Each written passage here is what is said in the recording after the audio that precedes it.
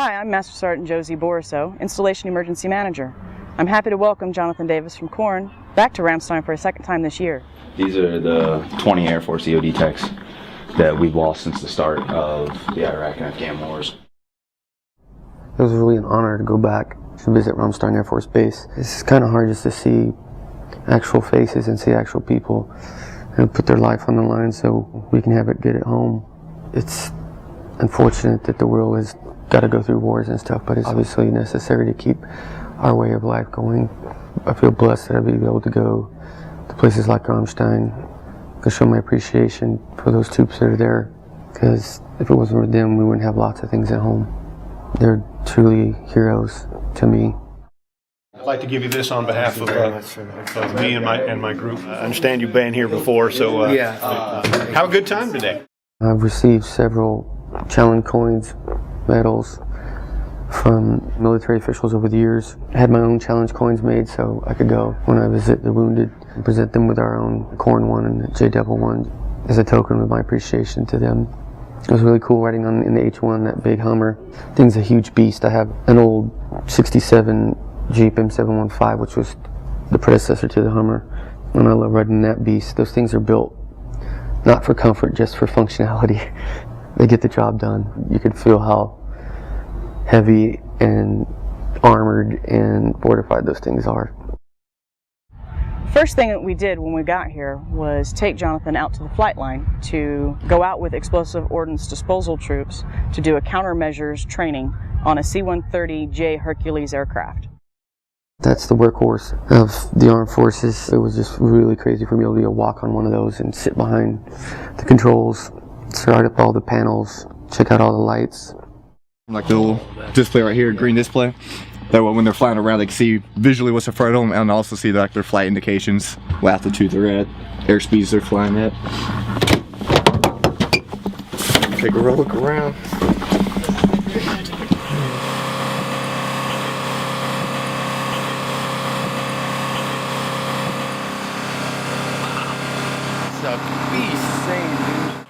I don't know that many people that get to walk on top of an airplane that big. Maintenance holes, or like fuel problems, fuel leaks. That's how you can get in there? Oh yeah, little tiny hole, you just climb up in there. It's crazy to be up top of there and top to see how massive the wings are, how big the actual bird is. That was definitely a trip. Getting into the cargo hold was a trip too, because there's so many different configurations that can jump. They got the lines where they connect on and jump out of the back of the aircraft. You have a row of seats. You sit down and you just wait, and you're crammed in there, and there's no luxury. That's the moment that I realized what I'm doing. Reality's a bitch. You watch on the news and you see everything that's going on. It doesn't really hit you until you really get there and you see the actual faces and you see the actual equipment and you see actually what's going on. I really do think that people should just go and visit these guys, see what goes on, and get a little bit more appreciation for what they have. When I was in the airplane, they brought out a old Barrett semi-auto 50 cal. It's a big gun, and it's effective out to about 1.5 miles range on those guns. So it was fun to actually be behind one of those, setting it up off the back of the Hercules and targeting targets out about 1.5 miles away, knowing that I could probably hit it. That was really, really cool. Last time Jonathan was here, we decided to give him an opportunity to maneuver the explosive ordnance disposal robots and to learn a little bit more about how we render safe an improvised explosive device. Today we decided to take him out and show him what's called a gas shot and to blow up a car. My name's Sergeant Brad Segersma. I'm going to be the team leader for this little shindig we're doing. This is what we refer to as a gas shot or a Hollywood shot. It's all about the fireball. Most explosives don't leave much of a fireball, so we're doing this one on purpose. Okay. What we're going to do is we're just going to put gasoline in this bag. We placed detonating cord, which is really nothing more than a hollow tube filled with explosive. Okay, we're going to initiate that with a blasting cap. So this is all going to detonate. It's going to force that gasoline to come up and get into basically a big cloud of vapor and small droplets. Once it does that, right back here, this is going to detonate some plastic explosive, some C4, and that's going to produce a small fireball enough to initiate the whole gas cloud. So hopefully we'll get a nice big fireball out of this. When the thing went off, you could feel the heat we were 300 feet away, and I felt the heat from that, so it was pretty impressive. It was a beautiful rainbow. It's kind of crazy seeing something so beautiful in the midst of all that destruction. It just makes me think about how weird life is. There's so many beautiful moments along with the bad. Didn't do much, just because we didn't have a lot of explosives, so it was just mostly the energy from the gasoline. Actually, there have been very little collateral damage if anybody been nearby. This is what we refer to as a Tupperware charge. We're gonna go ahead and fill this up with water. This right here is what we call sheet explosive, or data sheet. It's just basically a base explosive, we call it PETN, and they mix it with a plasticizer. Gives it kind of a rubbery feel, allows us to mold it into different shapes. So when we detonate this, it's gonna actually let the water work for us. We're gonna put it in the trunk, and it's basically gonna destroy this trunk. Wow, yeah, cool. So it'll be a pretty nice shot. The water is your destructive force, basically. Yeah. The explosive is just the pushing force behind it to give it all the energy to annihilate everything. You can do amazing things with explosives and water. Fire in the hole! Fire in the hole! Fire in the hole! Boom.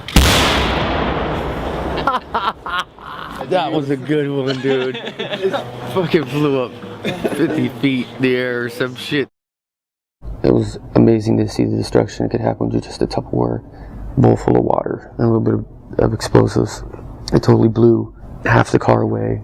It was insane. The trunk flew up about 100 feet up in the air, and we watched it just fly down. I got there and just blown away. I couldn't believe the destruction. I just want to see your camera, dog. The only thing left attached to that car is the windshield wiper that had your GoPro tied to it. I was for sure set on that GoPro that we duct taped to the windshield wiper that thing was going to be dust.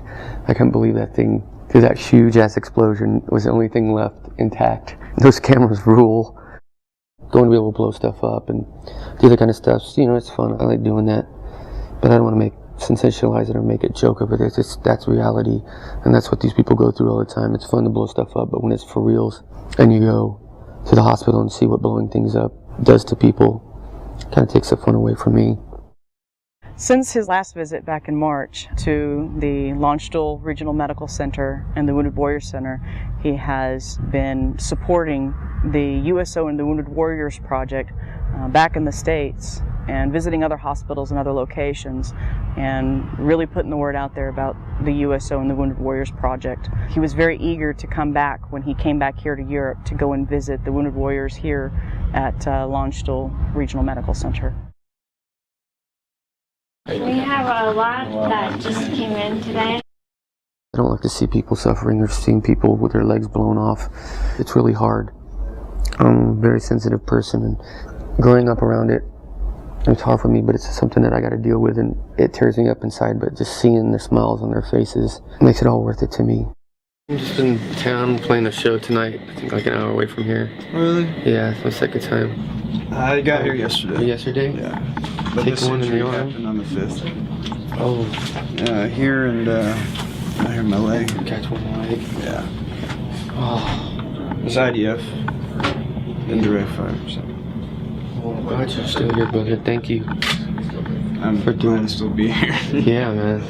Thank you so much for doing what you do. I appreciate it. Oh, very nice to meet you, brother. You too, man. Take care. Good luck with your concert. Thank you, man. And some of them, they don't smile. They're so shell-shocked and pent up from all the combat. They don't know how to smile. They're just in survival mode. Because those poor guys are going to have to go through therapy and all kinds of stuff to be reintegrated back into the normal world once all this is over. My grandfather went through it for years. It's cool to see the support. I'll support you too. I come from a long line of my family been in the military, so it's the least I can do. For me and the band, thank you very much. We are a 13-bed unit. We deal with patients directly, either locals, civilians, contractors, and then also soldiers coming back from Iraq and Afghanistan. You won't believe the shit I've seen. This is stupid. Like, I'm glad to be American, man. Everything's backwards over there. I know. Up over there. After seeing all this stuff, and when I'm in the States, I do a speech every night reminding all the kids in the audience what we could have taken away from us at any moment.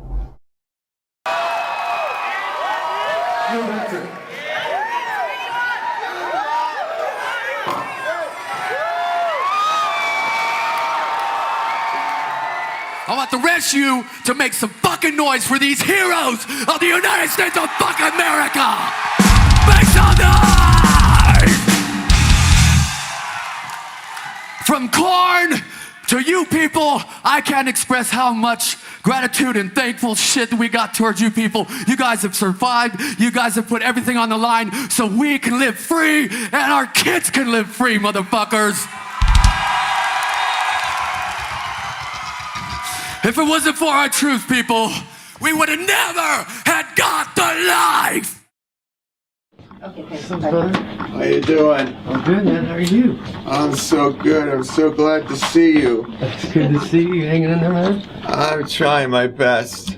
I'm from Buffalo, New York. Oh, I love Buffalo. Where are you from? I'm from Bakersfield, California. Oh, Bakersfield. Right. I haven't been out to California too much. It's like another world. The IED blew out my eardrums, so I can't hear a thing. But I can read your lips and put it together. Oh, okay. Connect I'll talk the dots. louder. I'm here talking to good people like you. I don't have it so bad. No, not at all, man. Right? I've seen way worse. Yeah, you've seen worse. I saw worse, too. Yeah. My good friend was killed in this IED attack. And then, yeah. It wasn't fair. He Not was at all. trying to help the Afghan people. Yeah. He was. That's what I was trying to do. All the soldiers around me. We were going to a security meeting. Mm-hmm. What an irony. Yeah, and then... Yeah, the bomb goes off. We're all dedicated to try to help Afghans improve their own security. And then they do something like that. I saw the bastard. He looked at me in the eyes. He looked at me in the eye just like you are, and he pushed the button. Can you imagine being that cold-blooded, that hard? And you know what? It's not like he's some 50-year-old guy who's been there, done that, got a lot of evil. He's 16 years old. They're just bred that way, man. How can you be that? Brainwashed. Yeah. And you know what? I don't blame him, but it's that brainwashing by people older than him, trying to mold him, try to make him into something that no kid is born a suicide bomber, huh? No. No one is. It's always the old guys. You see 16-year-old kids, they go to your concerts and have a good time. Yeah. That's what you should be doing. I know. You're a big guy to do stuff like this. It cheers me up to have you man, here. I'm glad to be here, man. That's why I'm here, just to say thank you. Thank you. Thank you for doing what you're doing. And with you guys, I wouldn't have shit. It's weird down there. I thought California was weird. Go to Jalalabad. I bet it's weird. Oh, one day I'm gonna go. I'm gonna try to go with USO and do a tour over there. The USO does a great job. Yeah, they're amazing. Is that how you're here? Yeah, I do USO and the Winter Warrior stuff. USO does a lot for troops. Got to. You take it for granted. But you shouldn't, because it means a lot to your own morale. Like you being here today, you're all the way from the U.S. Yeah, man. You got other things to do. No, this is more important, bro. Count your millions of dollars. Shit. I have a bunch of stuff that I've been given from all the troops from all over the world when I go and do this stuff. So I have a huge coin collection. Families have given me their sons' BDUs have been killed in action, so I got an area for that. And I come back from military families. Both grandfathers. My grandfather was stationed in Germany on the front line. He got a Purple Heart. He got hit by the mortar. My other grandfather was through hell. He was POW for 3 years, and he survived the Bataan Death March. Good grief. Yeah, so I grew up around. You know what it's all about. I know what it's all about, bro. Good. So I know what y'all go through. I watched my grandfather go through it, all the VA system, everything. So people, I mean, they have a physically you can recover. It's the mental stuff. Could take some time. I worked at the coroner's office when I was 17 doing autopsy, so I've been through it. I know what it's like. You know what that's like. I know my hand. It's probably cold. It's all good, man. Oh, your hands are warm. Yeah. That feels good. That's good. Yeah. I got my blood fucking pumping in here. Absolutely. That's good to see you, man. I appreciate that. You visiting all the wounded guys? Yeah, coming through, just going through the wards and saying thank you and saying hi. Oh, it makes a big difference. Well, I'm glad I can help you. Thank you so much. You're welcome, man. This is a payoff here, right here, man. I don't care about the other shit. Hey, you know what? I'm gonna remember this for the rest of my life. Oh, I'm glad I could help you, man. When you're down in the dumps and a guy like you shows up, it means a lot. I'm glad I could help, brother. That means a lot. The last patient I saw really touched me. He's just going out there to try and help the Afghani people. I'm gonna admit it, I went out of that room and cried for a while because that guy was just so happy to see me, and it just strikes me as like I'm just some bum fuck singer in a band from Bakersfield, and what this guy's doing is in such a larger, grander scale than anything I've ever done. And the fact that he didn't hold a grudge for that kid, that shows what good American's all about. I'm never going to forget that guy. It made me want to even get involved more. When I came out, half the people were there in the entourage, and all the nurses and everybody was crying. It was a very emotional moment. He said he'll never forget this. Well, I'll never forget him, and that's for damn sure.